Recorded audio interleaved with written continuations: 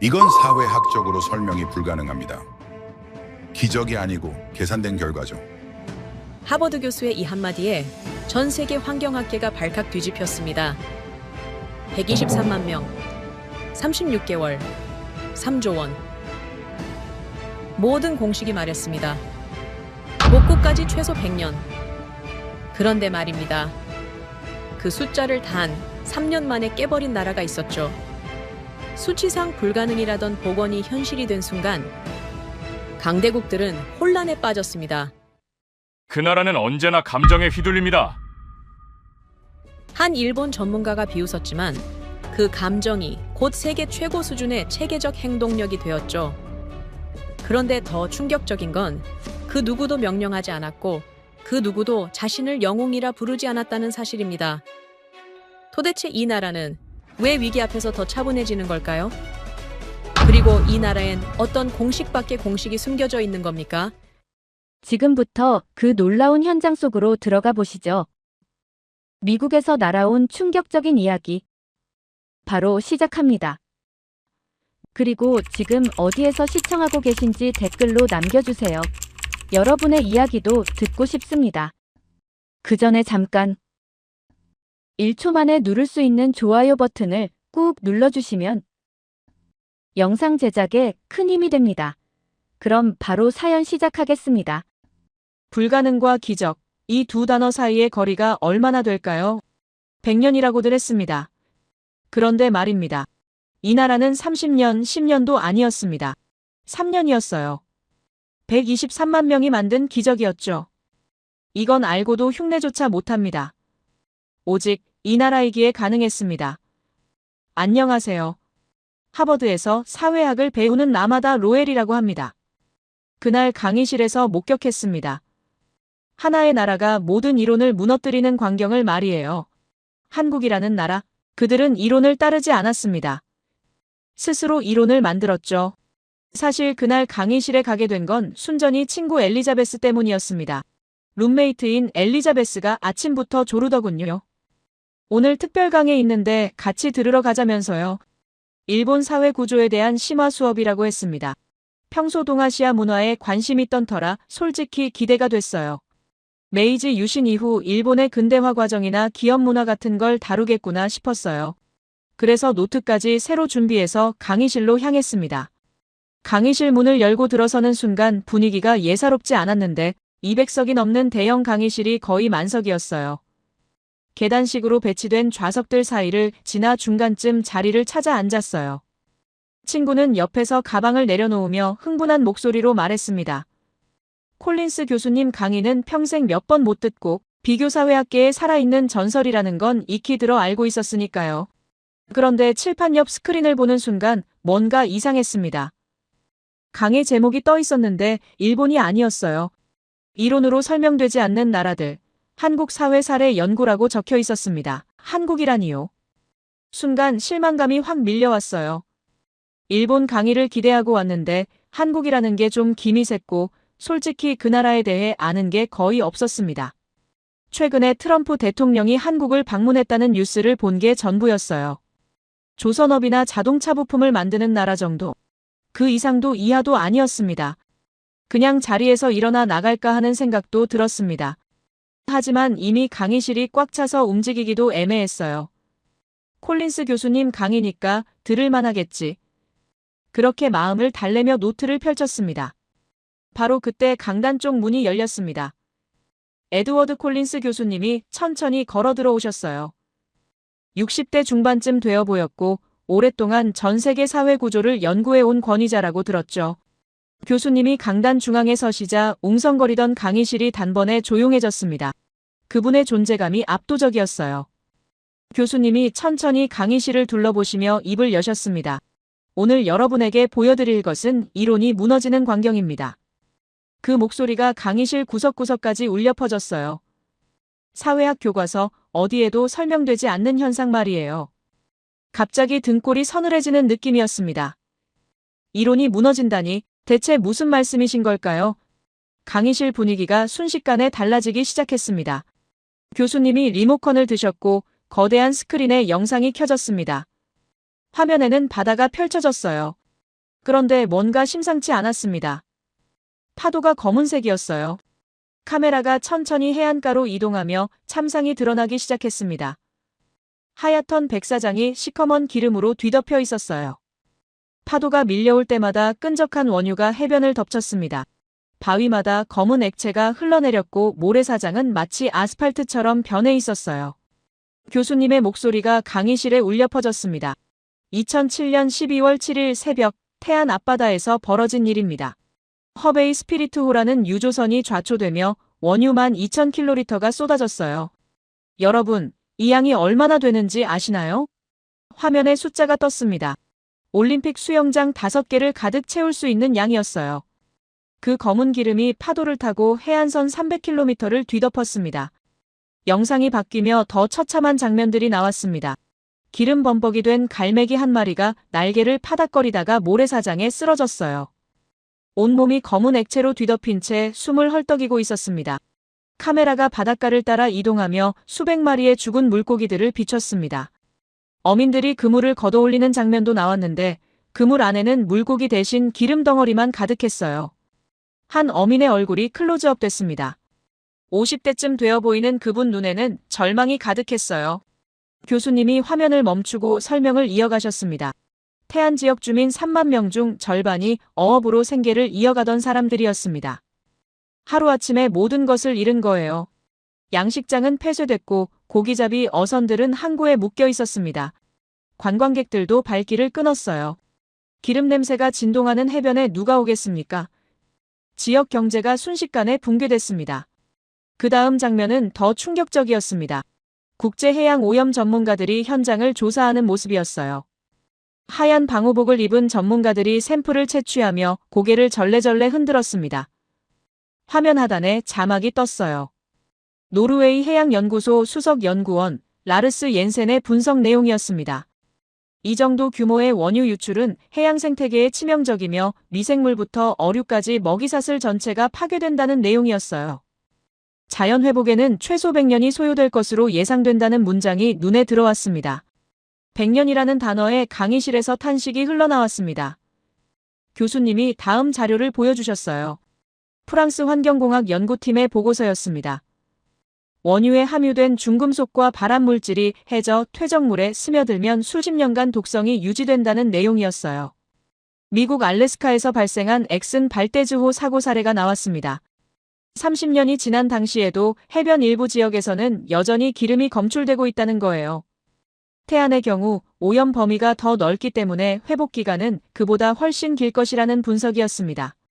화면에는 일본 환경청의 분석 자료도 나왔습니다. 생물 다양성 회복까지 고려하면 200년도 부족할 수 있다는 내용이었어요. 갯벌 생태계는 특히 더 취약하며 한번 파괴되면 원상복구가 거의 불가능에 가깝다는 평가였습니다. 자막을 읽으며 마음이 무거워졌습니다. 이건 단순한 환경사고가 아니라 생태계 전체의 죽음을 의미했어요. 교수님이 다시 입을 여셨습니다. 전 세계 전문가들의 의견은 일치했습니다. 태안 앞바다는 끝났다는 거였어요. 복구는 사실상 불가능하며 최선의 방법은 자연이 스스로 치유하기를 기다리는 것뿐이라는 분석이었습니다. 그마저도 100년 이상 걸릴 거라는 게 중론이었어요. 국제해양기구에서도 같은 결론을 내렸습니다. 인간이 할 수 있는 일은 더 이상 없다는 판단이었죠. 영상이 계속 이어졌습니다. 한국 정부의 초기 대응 장면이 나왔어요. 방제선들이 출동해서 오일 펜스를 설치하는 모습이었습니다. 하지만 파도가 거세서 펜스가 계속 파손됐어요. 헬기에서 기름 분해제를 뿌리는 장면도 나왔지만 효과는 미미해 보였습니다. 바다가 너무 넓었고 기름은 이미 해안선 곳곳에 스며들어 있었어요. 한 해양방제 전문가가 카메라 앞에서 인터뷰하는 장면이 나왔습니다. 기계로는 한계가 있으며 바위 틈새나 모래 속 깊은 곳까지는 손을 쓸 방법이 없다는 내용이었어요. 옆자리 제이슨이 작게 중얼거렸습니다. 정말 끔찍하다면서요? 맞았습니다. 끔찍했어요. 화면 속 바다는 생명이 사라진 죽음의 공간처럼 보였습니다. 노트에 몇 자 적으며 생각했습니다. 역시 환경재난은 답이 없구나. 인간이 자연을 파괴하는 건 순식간이지만 회복은 불가능에 가깝다는 걸 또 한 번 확인하는 것 같았어요. 교수님이 영상을 일시 정지하셨습니다. 강의실 조명이 다시 밝아졌어요. 교수님의 표정이 묘하게 변했습니다. 입가에 미소가 살짝 번지고 있었어요.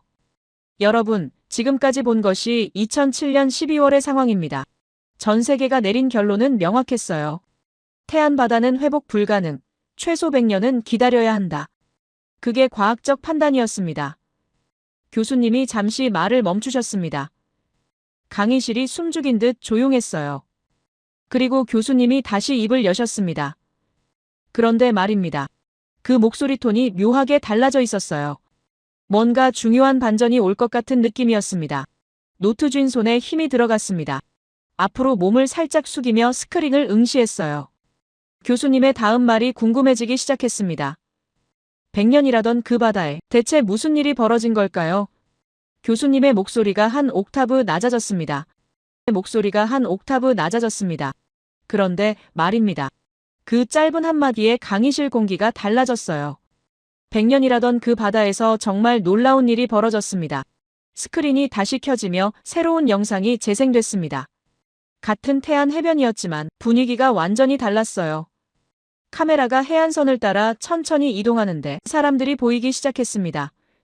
수십 명, 수백 명이 아니었어요. 끝없이 이어진 인파였습니다.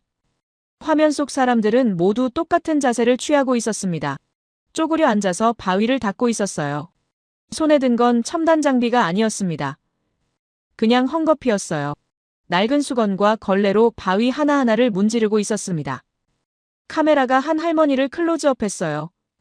이르는 넘어 보이는 분이었는데 허리를 굽혀 바위 틈새를 닦고 계셨습니다. 손이 시커멓게 변해 있었지만 멈추지 않으셨어요. 교수님이 설명을 시작하셨습니다. 사고 발생 나흘 후인 2007년 12월 11일부터 자원봉사자들이 모이기 시작했습니다. 정부가 부른 것도 아니었고 기업이 동원한 것도 아니었어요. 그냥 왔습니다. 뉴스를 보고 스스로 찾아온 겁니다. 첫날 2,000명으로 시작됐던 숫자가 일주일 만에 3만 명을 넘어섰어요. 한 달 후에는 10만 명이 됐습니다. 숫자가 화면에 떴습니다. 123만 명, 잠깐 123만 명이요. 노트에 그 숫자를 적으며 믿기지 않았습니다. 이건 한 도시 인구가 아니에요. 나라 전체가 움직인 수준이었습니다. 옆자리 제이슨이 작게 휘파람을 불었어요. 미쳤네요. 정말 미쳤다는 표현밖에 안 나왔습니다. 영상이 계속 이어졌습니다. 서울에서 온 대학생들이 보였어요. 부산에서 전세버스를 타고 온 주부들도 있었습니다. 심지어 제주도에서 비행기를 타고 온 사람들까지 있었어요. 한겨울이었습니다. 바닷바람이 얼마나 차가웠겠습니까? 그런데 그 사람들은 추위 따위는 아랑곳하지 않고 바위를 닦고 있었습니다. 카메라가 한 청년을 비췄습니다. 20살쯤 돼 보이는 남학생이었어요. 군복무를 마치고 바로 달려왔다는 자막이 떴습니다. 제대하고 집에도 안 가고 태안으로 왔다는 겁니다. 왜냐고 물으면 뭐라고 대답했을까요? 화면에 인터뷰 내용이 나왔습니다. 우리 바다니까요. 그게 답의 전부였습니다. 교수님의 목소리에 감정이 실리기 시작했습니다. 이 사람들에게는 아무런 대가도 주어지지 않았습니다. 교통비도 숙박비도 식비도 모두 자비였어요. 오히려 돈을 쓰면서 온 겁니다. 하루 종일 기름 묻은 바위를 닦고 저녁에는 체육관 바닥에서 잤습니다. 그렇게 이틀, 사흘, 일주일을 보냈어요. 화면이 바뀌며 작업 장면이 더 자세히 나왔습니다. 기계가 들어갈 수 없는 바위 틈새를 헝겊으로 닦는 모습이었어요. 손가락 하나 들어갈 틈새까지 일일이 닦아냈습니다. 모래사장은 어땠을까요? 삽으로 기름 묻은 모래를 퍼내고 새 모래를 채웠습니다.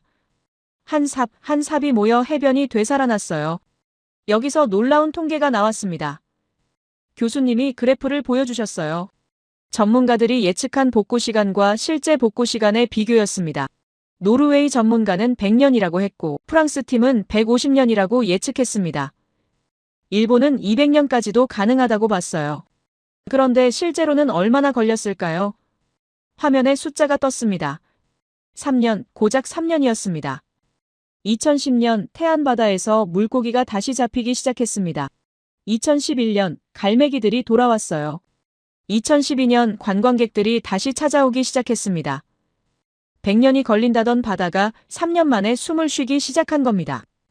이건 과학적으로 설명이 안 되는 현상이었어요. 교수님이 다음 자료를 보여주셨습니다. 국제해양학회에 제출된 논문이었어요. 태안기름 유출 사고의 비정상적 회복 속도에 대한 연구 보고서였습니다. 논문 저자는 미국 우주홀 해양연구소의 수석 연구원이었어요. 결론 부분을 읽는데 소름이 돋았습니다. 인간의 손이 이 정도로 생태계 회복에 기여할 수 있다는 건 전례가 없는 사례이며 이는 순전히 한국 국민의 헌신 때문이었다는 내용이었습니다. 그 다음 장면은 더욱 극적이었습니다. 교수님이 새로운 영상을 틀어주셨어요. 2021년 유네스코 세계유산위원회 회의장 모습이었습니다. 21개국 위원들이 모여 있었어요. 안건은 한국 갯벌의 세계자연유산 등재 여부였습니다. 보통 이런 심사는 찬반이 갈리기 마련입니다. 보류나 조건부 승인이 나오는 경우도 많아요. 그런데 놀라운 일이 벌어졌습니다. 투표 결과가 화면에 떴어요. 21대 0, 만장일치였습니다. 한 명의 반대표도 없었어요.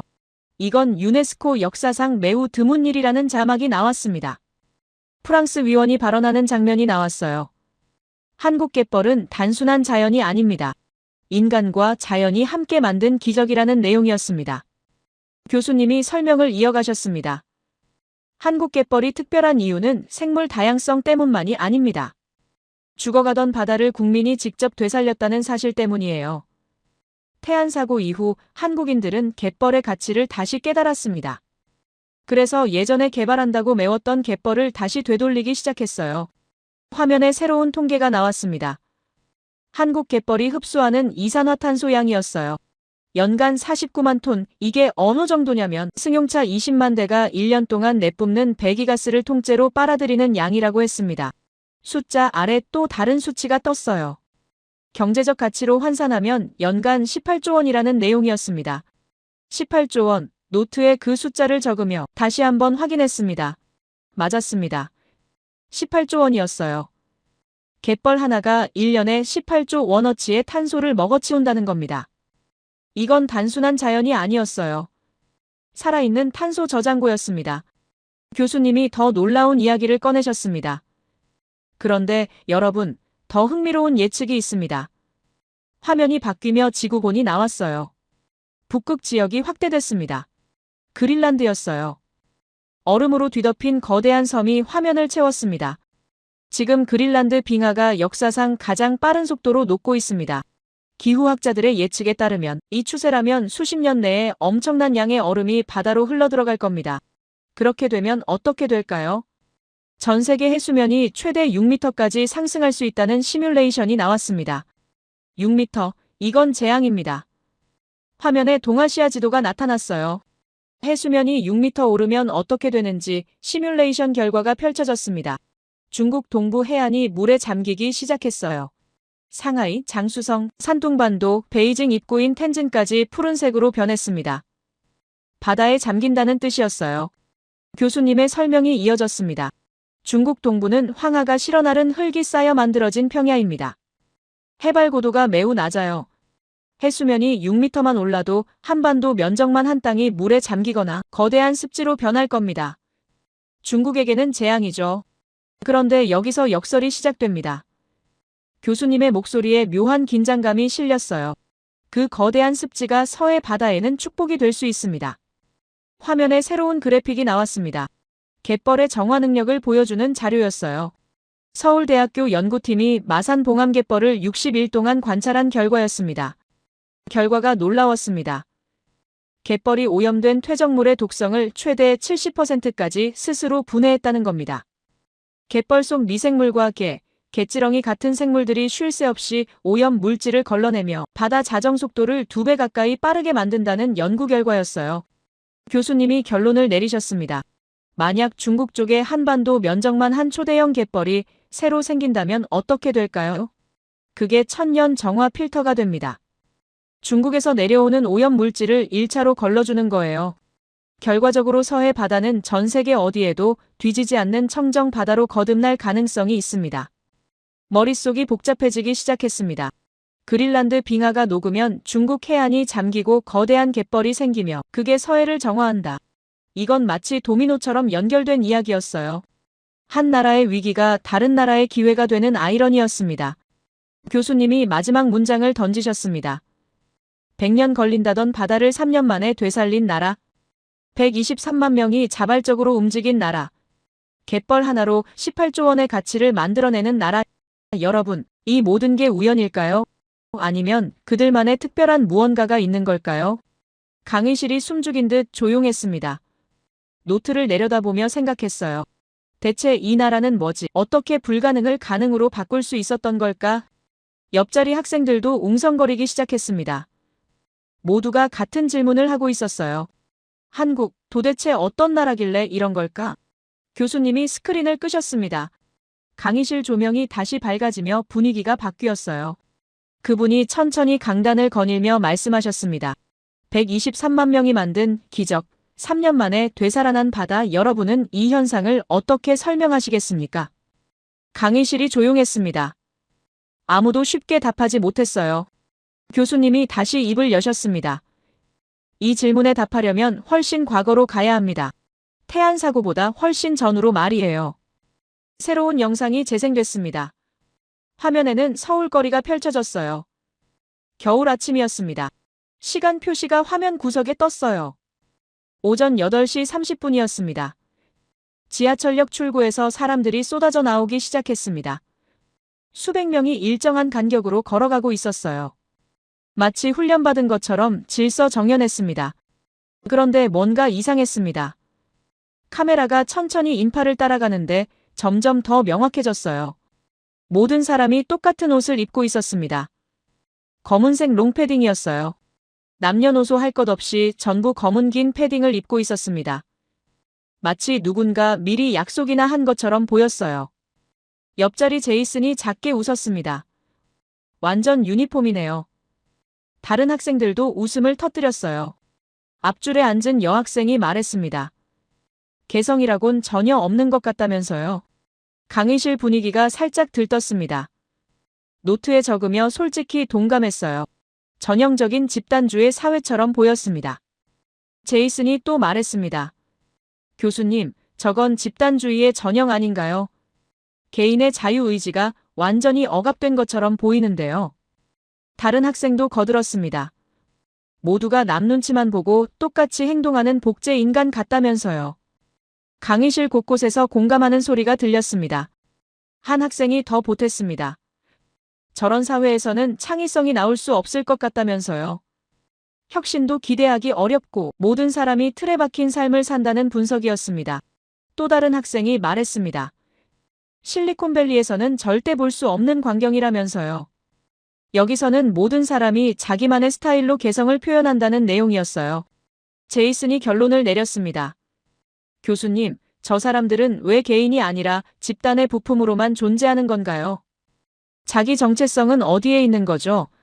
학생들의 웃음소리가 강의실을 채웠습니다. 자유와 개성을 최고 가치로 여기는 미국 대학생들에게는 이해할 수 없는 모습이었을 겁니다. 교수님이 침묵하셨습니다. 학생들의 반응을 지켜보시며 미소를 지으셨어요.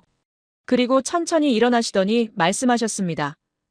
목소리가 갑자기 진지해졌어요. 여러분, 지금 표면만 보고 계십니다. 강의실이 조용해지기 시작했습니다.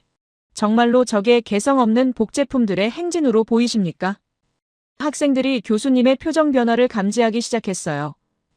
교수님이 화면을 다시 가리키며 말씀하셨습니다. 제 눈에는 저게 완전히 다르게 보입니다. 언제든 명령 한 번이면 전쟁터로 나갈 준비가 완료된 100만 대군처럼 보이거든요. 강의실에 정적이 흘렀습니다. 100만 대군이라는 표현에 학생들이 당황한 기색이 역력했어요. 교수님이 화면을 멈추시고 설명을 시작하셨습니다. 겉모습만 보시는 것 같습니다. 처음에는 똑같이 생각했어요. 하지만 이건 매우 특별한 현상입니다. 화면이 바뀌며 새로운 영상이 나왔습니다. 중국의 과거 모습이었어요. 1960년대 베이징 거리였습니다. 수만 명의 사람들이 걸어가고 있었습니다. 모두 푸른색 인민복을 입고 있었어요. 문화대혁명 시기라는 자막이 떴습니다. 교수님이 설명하셨습니다. 중국 정부는 부르주아 사치를 없애야 한다며 남녀노소 모두에게 푸른색 중산복만 입게 강요했습니다. 치마를 입거나 화려한 옷을 입으면 홍위병에게 끌려가 구타당했어요. 머리카락이 잘리기도 했습니다. 다음 영상으로 넘어갔습니다. 이번에는 제2차 세계대전 시기 일본이었어요. 1940년 도쿄 거리 모습이 나타났습니다. 모든 남성들이 카키색 국민복을 입고 있었어요. 1940년 일본 제국은 전시 체제를 위해 일반 남성들에게 카키색 국민복 착용을 법으로 의무화했다는 설명이 나왔습니다. 여성들에게는 몸빼를 입혔다는 내용도 있었어요. 교수님의 목소리가 낮아졌습니다. 이 옷을 입히는 순간 민간인은 사라지고 전 국민이 언제든 징집 가능한 병사가 됐습니다. 철저한 통제에 의한 군사화였어요. 강의실 분위기가 완전히 달라졌습니다. 학생들이 한국 영상을 다른 시각으로 보기 시작한 것 같았어요. 교수님이 계속 설명하셨습니다. 서구 언론은 당시 중국 거리를 보고 마치 파란 개미떼가 움직이는 것 같다며 인간성이 상실된 모습이라고 보도했습니다. 잠시 멈추시고 학생들을 바라보셨어요. 하지만 한국의 경우는 아주 독특한 현상입니다. 다시 서울 영상이 나왔습니다. 교수님이 핵심을 짚으셨습니다. 중국은 정부가 강요했고 일본은 법으로 의무화했습니다. 그런데 한국에서는 아무도 강요하지 않았어요. 스스로 선택한 겁니다. 제이슨이 눈을 크게 뜨며 말했습니다. 그럼 더 이상한데요. 왜 한국인들은 굳이 자발적으로 똑같이 입는 건가요? 교수님이 대답하셨습니다. 바로 그겁니다. 이건 누구도 의도하지 않은 자연적인 현상처럼 일어난 일이에요. 화면에 체크리스트가 나타나기 시작했습니다. 첫 번째 항목이 떴어요. 한국인들은 청결에 매우 신경을 많이 씁니다. 검은 옷은 조금 더러워져도 티가 안 나죠. 흰 셔츠에 커피를 쏟으면 바로 눈에 띄지만 검은 옷은 그렇지 않습니다. 두 번째 항목이 나왔습니다. 한국인들은 남의 시선을 매우 신경 씁니다. 빨간 옷을 입으면 눈에 띄죠. 노란 옷을 입어도 마찬가지입니다. 하지만 검은 옷은 어디서든 무난해요. 회사에서도 모임에서도 어떤 상황에서도 실패하지 않는 선택이라는 설명이었습니다. 세 번째 항목이 떴습니다. 기능적 측면에서 패딩은 가장 합리적인 선택입니다. 화면에 겨울 의류들의 비교표가 나왔어요. 모직 코트는 무겁고 비쌉니다. 가죽 재킷은 추위를 막기 어렵죠. 하지만 패딩은 가장 가벼우면서도 가장 따뜻한 옷이에요. 보온이란 기능면에서 최고의 선택이라는 분석이었습니다. 네 번째 항목까지 나왔습니다. 경제적 합리성입니다. 가격 비교표가 화면에 떴어요. 좋은 모직 코트는 수백만 원입니다. 하지만 패딩은 10만 원대에서도 충분한 품질을 얻을 수 있어요. 게다가 내구성도 뛰어나서 몇 년간 입을 수 있다는 내용이었습니다. 교수님이 핵심을 설명하셨습니다. 결국 5천만 한국인이 각자 이런 합리적 계산을 했습니다. 손가락으로 하나씩 세시며 말씀하셨어요. 더러워도 티 안 나는 옷, 어디서든 무난한 옷, 가장 따뜻한 옷, 가장 경제적인 옷. 결과가 검은색 롱패딩이었던 겁니다. 강의실이 완전히 조용해졌습니다. 교수님의 목소리가 낮아졌어요. 이게 바로 한국 사회의 무서운 점입니다. 그들이 의도하지 않았는데도 결과적으로 하나로 모이게 되는 특수한 사회라는 겁니다. 노트에 빠르게 적기 시작했습니다. 이건 완전히 새로운 관점이었어요. 교수님이 계속 설명하셨습니다.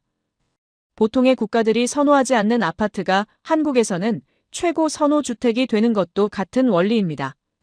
개성 있는 단독주택보다 효율적이고 경제적이고 안전하니까요. 식사 시간에 모두 같은 메뉴를 주문하는 것도 마찬가지입니다. 뒤처지지 않기 위해 신기술을 빠르게 받아들이는 것도 같은 맥락이에요. 가장 중요한 포인트가 나왔습니다. 남들보다 튀는 복장을 선호하지 않고 무채색 옷을 입는 것. 칭찬을 받아도 만족하지 않는 것. 이 모든 게 자만하지 않고 절대 방심하지 않는 한국인의 생존 본능을 나타냅니다. 교수님이 잠시 멈추셨어요. 각박한 사회로 보일 수도 있습니다. 개성이 없어 보일 수도 있어요. 하지만 그게 그들의 진정한 모습이고 그게 지금의 한국을 만든 원동력입니다. 교수님이 마지막 문장을 천천히 말씀하셨습니다.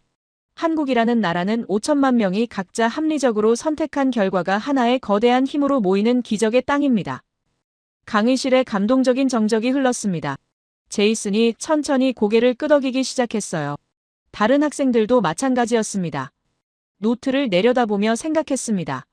억압이 아니라 합리성이라니, 강요가 아니라 선택이라니, 이건 완전히 다른 차원의 이야기였어요. 한국이라는 나라가 점점 더 궁금해지기 시작했습니다. 교수님이 화이트보드 앞으로 걸어가셨습니다. 이제 더 깊은 곳으로 들어가 보겠습니다. 한국 사회를 이해하려면 그들의 언어부터 봐야 해요. 화면에 한국어 문장 몇 개가 나타났습니다. 그 옆에 영어 번역이 나란히 적혀 있었어요. 한국어에는 매우 독특한 언어적 특징이 있습니다. 영어로 마이 맘이라고 하는 것을 한국어로는 우리 엄마라고 한다는 설명이었습니다. 학생들이 고개를 갸웃거렸습니다. 화면에 더 많은 예시가 떴어요. 마이 컨트리를 우리나라라고 하고 심지어 마이 와이프조차 우리 아내라고 부른다는 내용이었습니다. 한 학생이 손을 들었습니다. 그럼 아내를 공유한다는 뜻인가요? 좀 이상한 것 같다는 반응이었어요. 교수님이 고개를 저으셨습니다. 아니에요. 이건 소유의 개념이 아니라 소속의 개념입니다. 한국인에게 나라는 것은 존재하지 않아요. 모든 것이 우리입니다. 더 자세한 설명이 이어졌어요. 이것이 의미하는 바를 아십니까? 한국인은 태어나는 순간부터 자아를 확장시킵니다. 나라는 에고를 우리라는 공동체로 확장시키는 겁니다. 한 여학생이 손을 들었습니다. 그럼 개인의 정체성은 어떻게 되는 건가요? 교수님이 대답하셨습니다. 훌륭한 질문입니다. 한국인에게 개인의 정체성은 공동체를 떠나서는 존재할 수 없어요. 그들에게 나는 우리 안의 나입니다. 실제 예시가 화면에 나타났어요. 바로 그때였습니다. 강의실 뒤쪽에서 손이 번쩍 올라갔습니다. 교수님이 그쪽을 보셨어요. 네, 질문 있으신가요? 일본인으로 보이는 학생이 일어났습니다. 또렷한 영어 발음이었지만 억양에서 일본어 특유의 리듬이 느껴졌어요. 나카토모라고 합니다. 도쿄대학에서 온 교환 학생입니다. 강의실 분위기가 미묘하게 달라졌습니다. 나카토모가 차분한 목소리로 말했습니다. 교수님께서 말씀하신 언어 구조는 사실 일본어에도 똑같이 존재합니다. 우리도 우치노하, 즉 우리 어머니라고 표현해요. 우치노쿠니, 우리나라라는 말도 쓰고요. 이건 한국만의 특징이 아니라 동아시아 전체의 언어적 특성 아닌가요? 교수님이 고개를 끄덕이셨습니다. 좋은 지적입니다. 맞습니다. 일본어에도 비슷한 구조가 있죠. 하지만 사용 빈도와 적용 범위에서 차이가 있습니다. 나카토모가 다시 말했습니다. 그 차이가 정말 유의미한 건가요? 오히려 한국이 역사적으로 일본 문화권의 영향을 받았기 때문에 이런 언어 구조가 생긴 것 아닙니까? 강의실이 조용해졌습니다. 노트 쥔 손에 힘이 들어갔어요. 이건 단순한 학술적 질문이 아니었습니다. 나카토모의 목소리에는 묘한 긴장감이 실려 있었어요. 교수님이 천천히 화이트보드로 걸어가셨습니다. 표정은 여전히 차분했습니다. 흥미로운 가설입니다. 그런데 역사적 사실을 보면 조금 다릅니다. 화면에 새로운 자료가 나타났어요. 고대 한국어 문헌들이었습니다. 삼국시대 비문과 고려시대 문헌들이 차례로 나왔습니다. 이미 1500년 전 기록에서도 우리라는 표현이 광범위하게 사용됐다는 분석이었어요. 일본의 문화적 영향이 본격화되기 훨씬 이전부터 존재했던 언어 구조라는 설명이었습니다. 나카토모가 다시 손을 들었습니다. 이번에는 목소리가 조금 더 날카로워졌어요. 그래도 현대 한국 사회의 집단주의적 특성은 일제강점기 영향이 크지 않습니까? 일본이 근대화 과정에서 도입한 시스템들이 한국에 그대로 이식됐고 그게 지금까지 이어지는 거라는 연구도 많습니다. 제가 가져온 자료가 있는데요. 나카토모가 태블릿을 꺼내 화면을 보여줬습니다. 일본 교토대학 사회학과 연구 논문이었어요. 한국의 회사 문화, 교육 시스템, 심지어 아파트 단지 구조까지 일본 모델을 기반으로 했다는 내용이었습니다. 따라서 한국의 집단성은 자생적이라기보다는 외부에서 이식된 것이라는 주장이었어요. 강의실이 숨죽였습니다. 학생들이 교수님의 반응을 주시했어요. 교수님은 여전히 차분한 표정이었습니다. 미소까지 띠고 계셨어요. 좋은 자료입니다. 하지만 한 가지 간과한 부분이 있습니다. 화면이 바뀌며 새로운 데이터가 나타났습니다. 1910년대 한국의 둘의 문화 기록이었습니다. 농촌 공동체가 농사일을 함께 하던 전통이었어요. 1950년대 새마을 운동 이전부터 존재했던 자발적 협동 시스템이라는 설명이 나왔습니다. 일제강점기 이전 조선시대 기록에도 동일한 공동체 문화가 광범위하게 존재했다는 증거들이 제시됐어요. 더 결정적인 자료가 나왔습니다. 1950년 한국전쟁 당시 지게부대 형성 과정 분석이었습니다. 정부 명령이나 조직적 동원 없이 자발적으로 형성됐다는 미군 관찰 기록이었어요. 한 미군 장교의 보고서가 화면에 떴습니다. 한국인들의 자발적 조직화 능력은 그 어떤 외부 시스템으로도 설명되지 않으며 오히려 수백 년간 축적된 고유한 문화적 유산으로 보인다는 내용이었습니다. 교수님이 의연하게 말씀하셨습니다. 물론 일제강점기가 한국 사회에 영향을 준 것은 사실입니다. 하지만 그건 표면적 시스템이었어요. 언어 구조나 공동체 의식 같은 깊은 문화적 DNA는 훨씬 오래전부터 형성돼 있었습니다. 목소리에는 어떤 감정도 실리지 않았습니다. 그저 사실을 진술하는 톤이었어요. 나카토모가 자리에 앉았습니다. 표정이 굳어 있었어요. 더 이상 반론하지 않았습니다. 강의실 분위기가 묘했습니다. 교수님은 태연하게 강의를 이어가셨지만 나카토모는 계속 태블릿 화면만 내려다보고 있었어요. 교수님이 다음 주제로 넘어가셨습니다. 이제 김장 문화를 봅시다.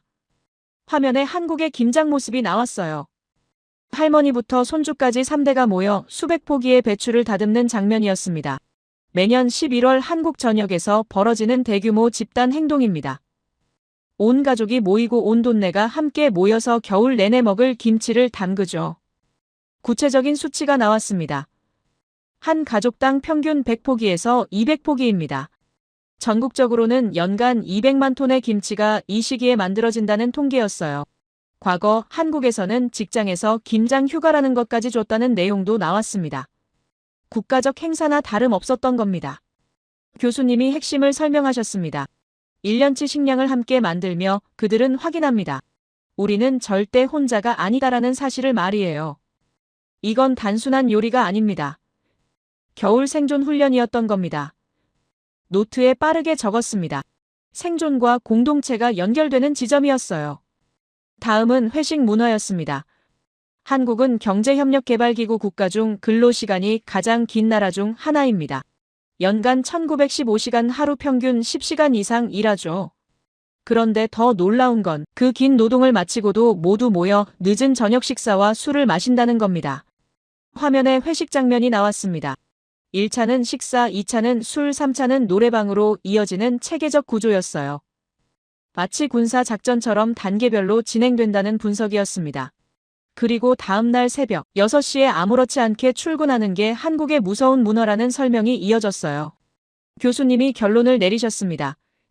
삼성의 최신 스마트폰, LG의 배터리, 현대의 자동차, 한화의 방산 기술, 이 모든 혁신적 기술들이 어디서 나왔을까요? 잠시 멈추셨어요. 바로 그 회식 자리에서입니다. 비공식적 자리에서 자유롭게 아이디어를 나누고 문제를 해결하는 시스템이었던 겁니다. 마지막으로 눈치 문화가 나왔습니다. 남에게 뒤처지기 싫어하는 질투와 경쟁심, 튀지 않고 흐름에 타는 적응력, 그게 모여서 한국을 세계에서 가장 변화가 빠른 나라로 만든 겁니다. 교수님이 새로운 용어를 제시하셨어요. 경제학적으로는 초고속 동기화라고 부릅니다. 미국 사회가 개성을 따지며 10년 걸려 합의할 일을 한국은 눈치 덕분에 1년 만에 통일해서 밀어붙인다는 분석이었습니다.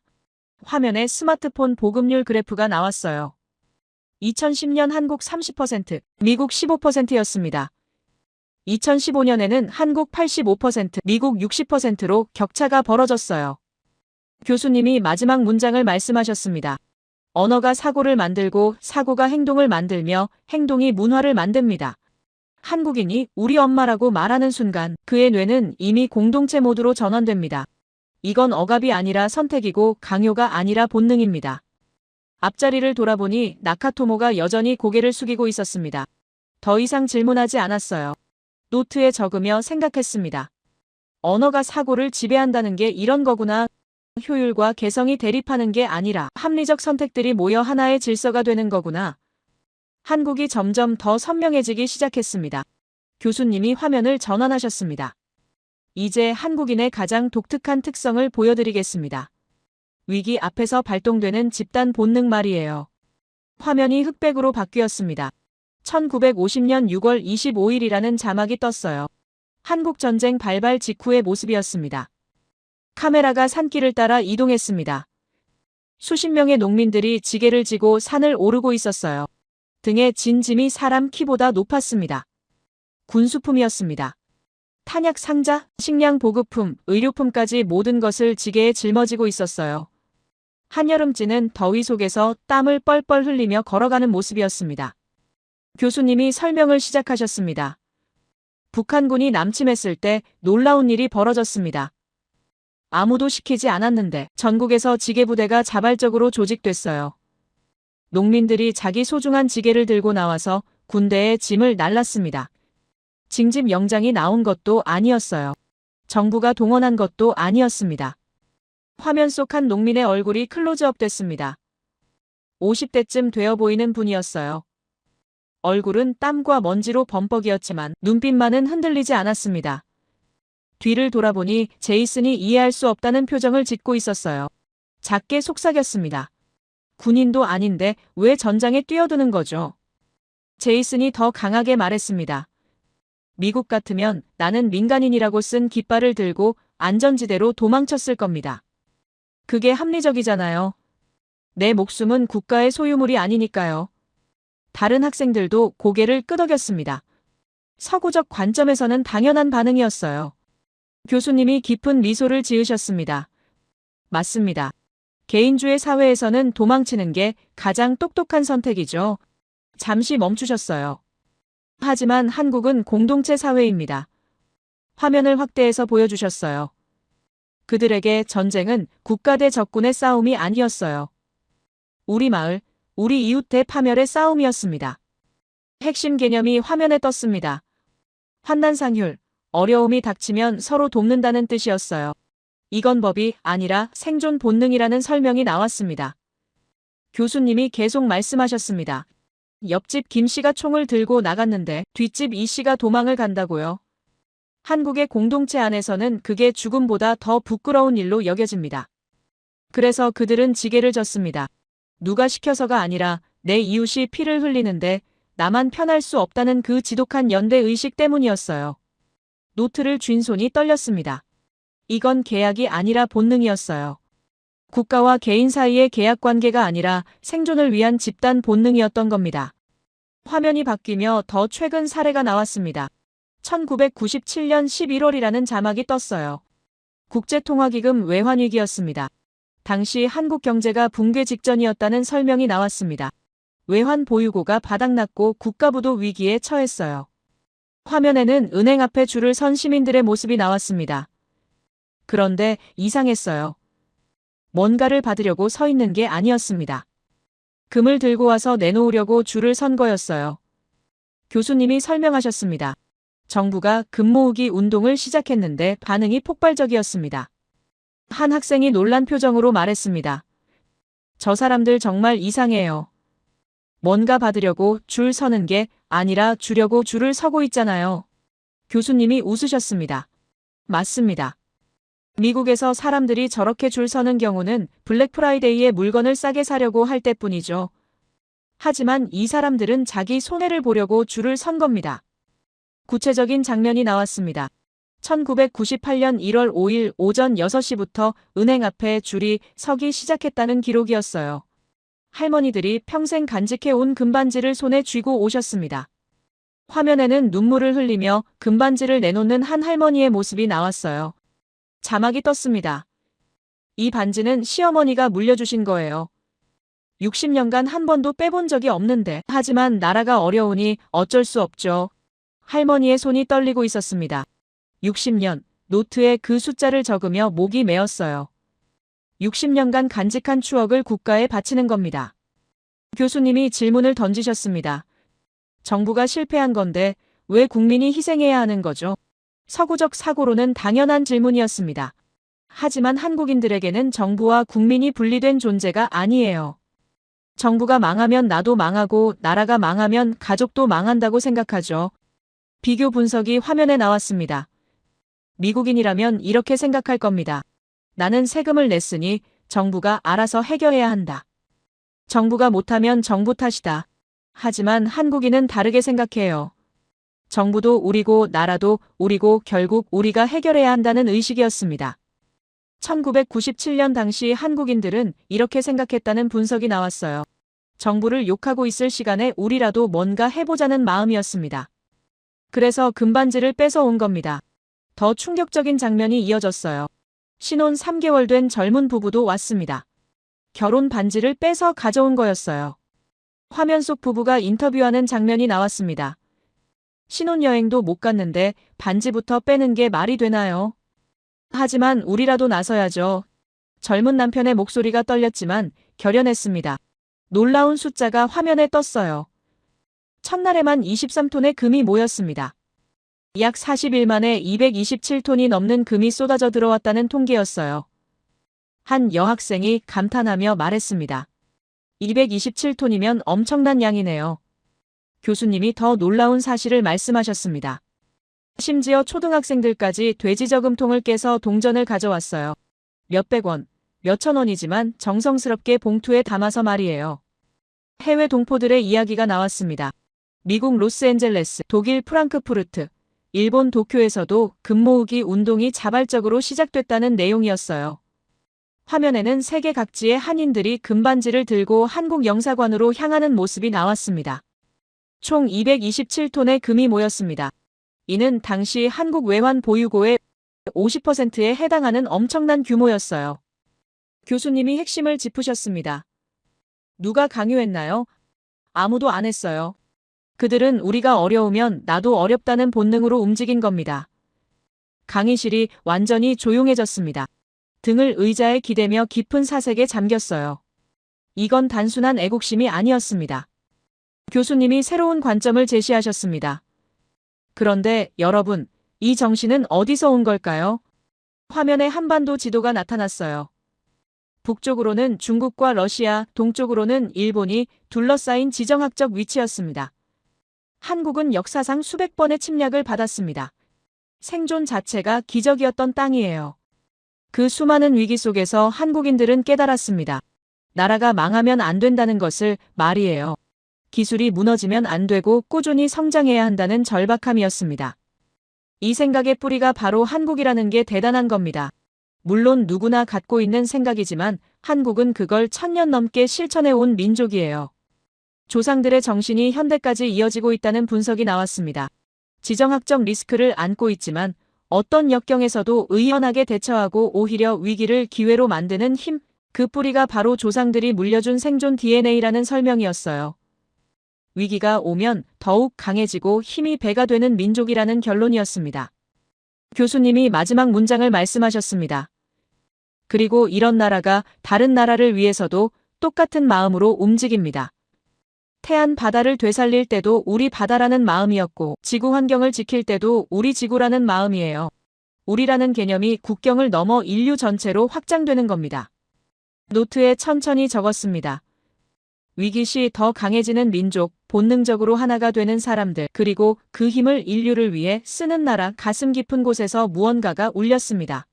이건 이론으로 설명할 수 없는 영역이었어요. 인간 본성의 가장 아름다운 면을 본 것 같았습니다. 교수님이 새로운 자료를 보여주셨습니다. 이제 한국인의 가장 독특한 심리를 봅시다. 화면에 한국 뉴스 기사가 떴어요. 삼성전자 분기 실적 역대 최고 돌파라는 제목이었습니다. 당연히 축하 댓글이 달렸을 거라고 생각했어요. 그런데 화면을 보는 순간 놀랐습니다. 댓글창이 펼쳐졌습니다.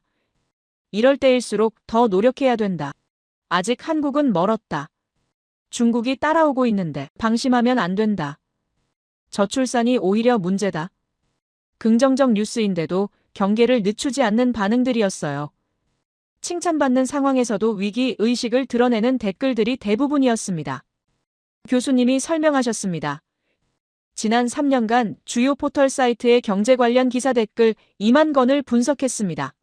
화면에 연구 자료가 떴어요. 실제 한국 언론사 기사들을 분석해보면 정말 흥미로운 결과가 나온다는 내용이었습니다. 삼성전자 수출 실적이 신장됐다거나 한국 경제 순위가 올라갔다는 긍정적 기사에는 어떤 댓글이 달릴까요? 더 많은 댓글들이 화면에 나왔습니다. 축하보다는 테슬라를 조심해야 한다. BYD가 무섭다는 반응이 더 많았어요. K-팝이 빌보드 차트에서 1위를 할 때도 마찬가지였습니다. 이건 일시적 현상이다. 서구 시장에서 지속 가능할지 의문이라는 댓글들이었어요. 한 학생이 놀란 표정으로 말했습니다. 정말 자축하지 않네요. 교수님이 대조적인 사례를 보여주셨습니다. 반면 다른 국가에서 한국이나 한국인이 피해를 보는 기사는 어떨까요? 2025년 9월 미국 조지아주에서 벌어진 한국인 대량 구금 사태를 예로 들어보겠습니다. 구체적인 설명이 이어졌어요. 현대차와 LG에너지솔루션이 합작으로 건설 중인 배터리 공장에 미국 이민 당국이 급습했습니다. 헬기와 드론까지 동원해서 500여 명의 요원이 들이닥쳐 한국인 300여 명을 포함해 총 475명을 체포했다는 내용이었어요. 화면에는 수갑에 묶인 채 구금 시설로 끌려가는 한국인들의 모습이 나왔습니다. 당시 한국 언론 기사 댓글 반응은 완전히 달랐어요. 정부가 최선을 다했을 것이다. 현지 상황이 복잡해서 어쩔 수 없었다. 우리 국민들 무사히 돌아와서 다행이다. 미국이 너무했다는 반응들이었습니다. 일본과의 독도 분쟁 기사는 더 극명했습니다. 일본이 독도 영유권을 주장하는 기사가 나올 때마다 한국 네티즌들은 일사불란하게 단결한다는 분석이 나왔어요. 역사 왜곡을 중단하라. 독도는 우리 땅이다. 일본의 제국주의 야욕을 경계해야 한다는 댓글들이 폭발적으로 달린다는 내용이었습니다. 한 학생이 감탄했습니다. 정말 극명하게 다르네요. 교수님이 핵심을 설명하셨습니다.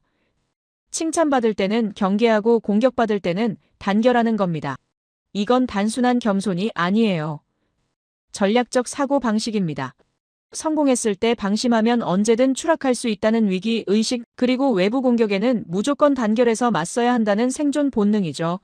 놀라운 통계가 제시됐습니다. 이런 반응 패턴은 95% 이상의 일관성을 보인다는 연구 결과였어요. 개인차가 거의 없다는 뜻이었습니다. 이것이 바로 집단 지성의 무서운 면이라는 설명이 나왔어요. 미국인들과 정반대입니다. 미국인은 칭찬을 들으면 더 자신감을 가져요. 하지만 한국인은 칭찬을 들으면 불안해합니다. 한 여학생이 고개를 갸웃거렸어요. 왜 불안해하는 건가요? 교수님이 대답하셨습니다. 그들은 본능적으로 알아요. 칭찬에 취해 샴페인을 터뜨리는 순간 몰락한다는 것을 말이죠. 자기 비판이야말로 한국을 멈추지 않게 만드는 최고의 엔진이라는 분석이었습니다. 구체적인 기업 사례가 나왔습니다. 삼성이 반도체 1위가 됐을 때 축배를 든 게 아니라 더 큰 투자를 했다는 내용이었어요. 현대차가 세계 5위 자동차 회사가 됐을 때도 위기의식을 더 키웠습니다. LG가 배터리 세계 2위가 됐을 때는 1위가 될 때까지는 방심하면 안 된다는 경영 방침을 세웠다는 기록이 나왔어요. 교수님이 강조하셨습니다. 다른 나라들이 성과에 만족할 때 한국은 다음 목표를 향해 달려가고 있어요. 영원히 만족하지 않는 헝그리 정신, 이것이 바로 한국인의 무기입니다. 고개를 끄덕이며 노트에 적었습니다. 자만하지 않는 1등이 가장 무섭다는 생각이 들었어요. 화면이 바뀌며 새로운 주제가 나왔습니다. 그런데 여러분, 이런 정신이 어디서 온 걸까요? 교수님이 질문을 던지셨어요. 바로 그 수많은 위기 경험에서 왔습니다. 일제강점기, 한국전쟁, 국제통화기금 위기, 이 모든 절망적 순간들이 한국을 더욱 강하게 만들었어요. 오히려 이런 계기들이 한국이라는 나라를 더욱 성장하게 만드는 원동력이 됐다는 분석이 나왔습니다. 위기를 겪을 때마다 국민들은 확인했어요. 우리는 함께 이겨낼 수 있다는 것을 말이에요. 그 확신이 문화가 되고 국가력이 됐습니다. 교수님이 중요한 포인트를 짚으셨습니다. 문화도 국가력을 높이는 가장 큰 포인트입니다. 나라를 사랑하는 마음을 서로 확인할 수 있는 게 문화예요. 한국은 그걸 눈에 띄게 보여주고 있습니다. 금모으기 운동, 태안자원봉사, 갯벌 복원, 이 모든 게 문화의 힘이었어요. 한국의 저축률 통계가 나왔습니다. 한국 가계의 저축률은 34.6%라는 숫자가 떴어요. 미국은 13.1%, 독일은 17.2%였습니다. 학생들이 놀란 표정을 지었어요. 더 놀라운 건 이들이 왜 저축하는지를 알면 이해하게 될 거라는 설명이 나왔습니다. 한국인들의 인생 계획이 화면에 펼쳐졌습니다. 20대엔 취업 준비, 30대엔 결혼 자금, 40대엔 내 집 마련, 50대엔 자녀 교육비, 60대엔 노후 자금, 모든 게 미리 계획되어 있다는 내용이었어요. 한 여학생이 감탄했습니다. 정말 체계적이네요. 교수님이 계속 설명하셨습니다. 서구에서는 현재를 즐기라고 하지만 한국인들은 미래를 위해 현재를 희생해요. 한국 대학생들은 1학년부터 취업을 준비합니다. 토익, 자격증, 인턴십 모든 걸 미리 계획하죠. 미국 학생들이 파티하고 여행할 때 한국 학생들은 도서관에 있다는 비교 분석이 나왔어요.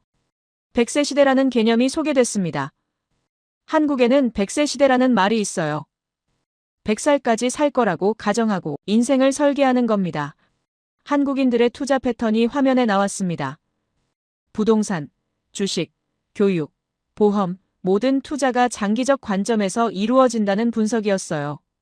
단기 수익보다는 10년, 20년 후를 보고 투자하죠. 한국 기업들의 장기 계획이 제시됐습니다. 삼성의 2050년 비전, LG의 2030년 로드맵, 현대차의 2040년 전략이 화면에 떴어요. 모든 기업이 수십 년 후를 계획합니다. 미국 기업들이 분기별 실적에 집중할 때 한국 기업들은 몇십 년을 내다본다는 비교였습니다. 가장 상징적인 예가 나왔습니다. 한국 부모들은 아이가 태어나자마자 대학 등록금을 모으기 시작해요. 18년 후를 미리 준비하는 겁니다. 교수님이 핵심을 설명하셨어요. 한국인들은 불확실한 미래가 두려워요. 그래서 모든 걸 미리 계획하고 준비하고 대비하죠. 더 충격적인 사실이 나왔습니다. 한국인들은 죽을 때까지도 계획을 세워요. 화면에는 한국의 수목장과 납골당 예약 현황이 나왔습니다.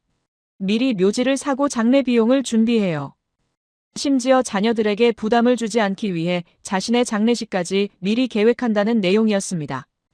교수님이 결론을 내리셨습니다. 이것이 바로 한국인의 무서운 점입니다. 그들은 미래를 지배하려고 해요.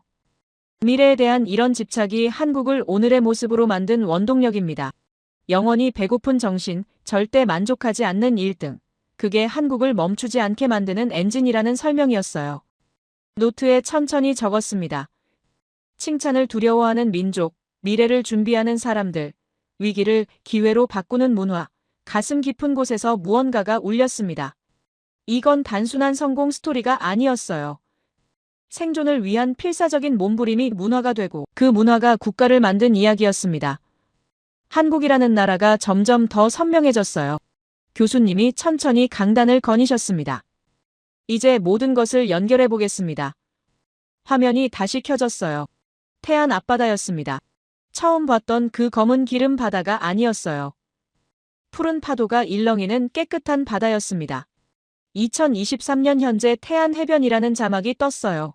물고기들이 뛰어오르고 갈매기들이 날아다니는 모습이었습니다. 교수님의 목소리가 강의실에 울려 퍼졌습니다. 100년이 걸린다던 바다가 3년 만에 되살아났습니다. 123만 명이 만든 기적이었어요. 이제 여러분은 이 숫자가 이해되시나요? 강의실이 조용했습니다. 모두가 화면을 응시하고 있었어요.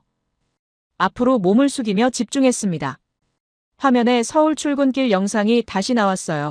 5천만 명이 각자 합리적으로 선택한 결과가 하나의 질서로 모이는 사회였습니다. 강요 없이 자발적으로 동기화되는 시스템이었어요. 그 다음은 언어 구조였습니다. 우리 엄마, 우리나라, 우리 안의 나라는 개념이 화면에 떴어요. 개인의 정체성이 공동체와 분리될 수 없는 구조였습니다. 위기 본능이 이어졌습니다. 6.25 지게부대, 국제통화기금 금 모으기, 명령 없이 움직이는 123만 명, 환난상률이라는 생존 DNA였어요. 그리고 자기 성찰이었습니다. 칭찬받아도 만족하지 않고 끊임없이 다음을 준비하는 정신, 영원히 배고픈 1등의 마음가짐이었습니다. 교수님이 천천히 말씀하셨습니다. 이 모든 조각이 태안 앞바다에서 하나로 모였습니다. 한국처럼 각자 합리적으로 판단해서 자발적으로 모였고 우리 바다라는 언어로 사고하며 위기 앞에서 본능적으로 움직였어요. 그리고 3년 만에 되살린 후에도 만족하지 않고 더 나은 환경을 만들기 위해 갯벌을 복원했습니다. 퍼즐이 완성되는 순간이었습니다. 노트를 내려다보며 적어놓은 단어들이 하나로 연결됐어요. 합리성, 공동체의 본능, 성찰, 이 모든 것이 태안에서 폭발했던 겁니다. 가슴이 뛰기 시작했습니다. 이제 123만 명이 이해됐어요. 그건 우연이 아니라 필연이었습니다. 바로 그때였습니다. 강의실 뒤쪽에서 또다시 손이 올라갔어요. 나카토모였습니다. 오후 내내 조용히 있던 그가 다시 일어났어요. 목소리가 떨리고 있었습니다. 교수님, 잠깐만요. 강의실이 술렁였습니다. 나카토모가 억지로 침착함을 유지하려는 듯 천천히 말했어요.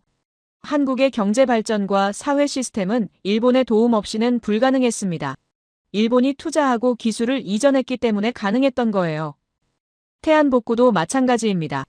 일본의 해양 정화 기술과 장비 지원이 있었기에 가능했던 것 아닙니까? 한국 혼자 힘으로 한 것처럼 포장하는 건 역사 왜곡입니다. 강의실 분위기가 얼어붙었습니다. 학생들이 웅성거리기 시작했어요. 나카토모가 계속 말했습니다. 제가 가져온 자료를 보시죠. 태블릿을 들어 올렸어요. 일본 외무성 공식 기록입니다. 1997년 국제통화기금 위기 때도 일본이 100억 달러를 지원했고 2007년 태안 사고 때도 일본 해상보안청이 방제 장비를 제공했다는 내용이었습니다. 교수님이 잠시 침묵하셨습니다. 표정은 여전히 차분했어요. 좋은 지적입니다. 사실 확인을 해보죠. 화면이 바뀌며 새로운 자료가 나타났습니다. 태안기름 유출 사고 당시 국제지원 내역이었어요. 일본뿐만 아니라 미국, 프랑스, 독일, 중국에서도 지원이 왔다는 기록이 떴습니다. 하지만 결정적인 차이가 있었습니다. 교수님이 구체적인 수치를 보여주셨어요. 외국 지원 장비로 처리된 기름은 전체의 15%였습니다. 나머지 85%는 순전히 123만 명의 손으로 닦아낸 거예요. 기계가 들어갈 수 없는 바위 틈새, 모래 속 깊은 곳까지 사람이 직접 닦았습니다. 더 결정적인 자료가 나왔습니다. 국제해양학회에 제출된 논문이었어요. 태안복구의 핵심 성공 요인은 기술이나 장비가 아니라 전례 없는 규모의 자발적 인력 동원이었다는 결론이었습니다. 노르웨이 해양연구소 수석 연구원의 평가가 화면에 떴어요. 어떤 선진국도 이 정도 규모의 자원봉사를 조직할 수 없다. 이는 한국 고유의 문화적 역량이라는 내용이었습니다. 교수님이 의연하게 말씀하셨습니다. 물론 국제사회의 도움은 있었습니다. 하지만 기적을 만든 건 기술이 아니라 사람이었어요. 123만 명의 헌신이었습니다. 나카토모가 자리에 앉았습니다. 얼굴이 붉어져 있었어요. 더 이상 말하지 않았습니다. 교수님이 강의를 이어가셨습니다. 여러분, 이제 핵심을 말씀드리겠습니다. 한국은 시스템과 영혼이 동시에 작동하는 유일한 문명입니다. 화면에 두 개의 엔진 그래픽이 나타났어요. 하나는 기술과 효율의 시스템 엔진이었고 다른 하나는 공동체와 헌신의 영혼 엔진이었습니다. 서구 사회는 시스템 엔진만 발달했어요. 합리적이고 효율적이지만 위기 때 개인이 흩어집니다. 반대로 전통 사회는 영혼 엔진만 있었죠. 공동체 의식은 강하지만 시스템이 없어서 발전이 더뎠어요. 그런데 한국은 두 엔진을 동시에 돌립니다. 평소에는 합리적 개인으로 움직이다가 위기 때는 하나의 유기체처럼 작동하는 겁니다. 구체적인 증거가 제시됐습니다. 한국의 스마트폰 보급률은 세계 최고입니다. 개인의 합리적 선택이 만든 결과예요. 동시에 국제통화기금 위기 때 금모으기 참여율도 세계 최고였습니다. 공동체 정신이 만든 기적이었어요. 이 두 가지가 한 나라에서 동시에 나타나는 건 한국밖에 없다는 분석이었습니다. 교수님이 목소리를 높이셨습니다. 한국은 조용히 세상을 바꿉니다. 말로 하지 않고 행동으로 보여줘요. 태안 바다를 되살렸고 갯벌을 복원했으며 유네스코 세계유산을 만들었습니다. 변화를 직접 몸으로 보여주는 나라예요. 명확한 성격을 가진 민족입니다. 위기가 오면 더 강해지고 성공하면 더 겸손해지죠. 핵심 메시지가 화면에 떴습니다. 나라가 있어야 국민이 있다는 문장이었어요. 한국인들은 이걸 본능적으로 압니다. 정부가 망하면 나도 망하고 나라가 무너지면 가족도 무너진다는 걸 알아요. 그래서 위기 때 달려드는 겁니다. 개인의 생존이 곧 공동체의 생존이라는 걸 깨달았기 때문입니다. 교수님이 마지막 문장을 말씀하셨습니다. 결국 모두가 원하는 건 같이 성장입니다. 혼자 잘 사는 게 아니라 함께 살아남는 거예요. 한국인들은 이걸 1000년 넘게 실천해 왔습니다. 6.25 전쟁 때 지게를 진 농민들, 국제통화기금 위기 때 금반지를 뺀 할머니들, 태안 바다를 닦은 123만 명 모두 같은 마음이었어요. 우리가 함께 살아야 한다는 마음이었습니다. 화면에 다시 태안 바다가 나타났습니다. 푸른 파도가 햇살에 반짝이고 있었어요. 아이들이 백사장에서 뛰어놀고 있었습니다. 어민들이 그물을 거두며 웃고 있었어요. 3년 전만 해도 죽음의 바다였던 곳이 지금은 생명으로 가득했습니다. 눈빛이 달라지는 걸 느꼈습니다. 가슴이 뜨거워졌어요. 이건 단순한 환경복구가 아니었습니다. 한 민족의 정체성이 만든 기적이었어요. 시스템과 영혼, 합리성과 헌신, 개인과 공동체, 이 모든 모순이 한국에서는 모순이 아니었습니다. 완벽한 조화였어요. 노트에 천천히 적었습니다. 기술과 정신의 이중 엔진, 시스템과 영혼의 융합, 조용히 세상을 바꾸는 민족. 손이 떨렸습니다. 이제 완전히 이해했어요. 한국은 이론으로 설명할 수 없는 나라가 아니었습니다. 한국 자체가 새로운 이론이었던 겁니다. 인류가 도달할 수 있는 문명의 다음 단계였어요. 교수님이 천천히 강단 중앙으로 걸어가셨습니다. 마지막 슬라이드가 화면에 떴어요. 아무 글자도 없었습니다. 그저 푸른 태안 바다 사진 하나뿐이었어요. 강의실이 숨죽인 듯 조용했습니다. 교수님이 학생들을 천천히 둘러보시며 입을 여셨습니다. 여러분, 오늘 우리는 하나의 나라를 봤습니다. 하지만 그건 단순한 국가가 아니었어요. 한국은 모든 사회학 이론을 무너뜨립니다. 개인주의와 집단주의의 이분법을 거부하고 효율과 헌신을 동시에 달성하며 합리성과 본능을 하나로 융합시킨 문명입니다. 교수님의 목소리가 강의실 구석구석까지 울려 퍼졌어요. 우리라는 이름으로 시작된 이야기가 123만 명의 기적으로 완성됐습니다. 이건 우연이 아니에요. 1000년 넘게 축적된 문화적 DNA가 만든 필연이었습니다. 5천만 명이 각자 합리적으로 선택했는데 결과는 완벽한 조화였어요. 언어가 사고를 만들고 사고가 본능을 만들며 본능이 기적을 만들었습니다. 우리 엄마라고 말하는 순간 뇌가 공동체 모드로 전환되고 위기가 오면 명령 없이 달려가며 성공해도 만족하지 않고 다음을 준비하는 민족입니다. 이게 바로 한국입니다. 교수님이 잠시 멈추셨습니다. 깊은 숨을 들이쉬시는 게 보였어요. 제가 50년 넘게 전 세계를 연구했지만 이런 나라는 처음입니다. 시스템과 영혼이 동시에 작동하고 기술과 정신이 함께 발전하며 개인과 공동체가 모순 없이 공존하는 유일한 문명이에요. 한국은 인류가 도달할 수 있는 다음 단계를 보여주고 있습니다. 강의실 여기저기서 박수가 터져나오기 시작했습니다. 처음엔 듬성듬성했던 박수가 점점 커졌어요. 앞줄 학생들이 일어섰고 뒷줄까지 일어나기 시작했습니다. 제이슨도 일어나 박수를 쳤어요. 나카토모는 자리에 앉은 채 고개를 숙이고 있었습니다. 강의실 전체가 기립박수로 가득 찼어요. 교수님이 고개를 숙여 인사하셨습니다. 오늘 강의는 여기까지입니다. 한국이라는 나라를 기억하십시오. 그들은 말이 아니라 행동으로 세상을 바꾸는 민족입니다. 조용히 하지만 확실하게 말이에요. 학생들의 박수가 더욱 커졌습니다. 노트를 천천히 덮었습니다. 마지막 페이지에 한 줄을 적었어요. 한국, 인간이 만든 가장 완전한 시스템. 손이 떨렸습니다. 이건 단순한 강의 노트가 아니었어요. 한 문명을 목격한 기록이었습니다. 학생들이 하나둘씩 자리에서 일어나기 시작했습니다. 제이슨이 옆에서 말했어요. 정말 대단한 강의였다면서 완전히 생각이 바뀌었다는 표정이었습니다. 고개를 끄덕이며 가방을 챙겼어요. 하지만 바로 일어나지 못했습니다. 뭔가 더 생각하고 싶었어요. 강의실이 서서히 비어갔습니다. 교수님도 자료를 정리하고 계셨어요. 천천히 일어나 복도로 향했습니다. 샌더스 홀의 긴 복도를 걸으며 창밖을 바라봤어요. 하버드 캠퍼스에 석양이 지고 있었습니다. 붉은 노을이 건물들을 물들이고 있었어요. 복도 벤치에 앉았습니다. 노트를 다시 펼쳤어요.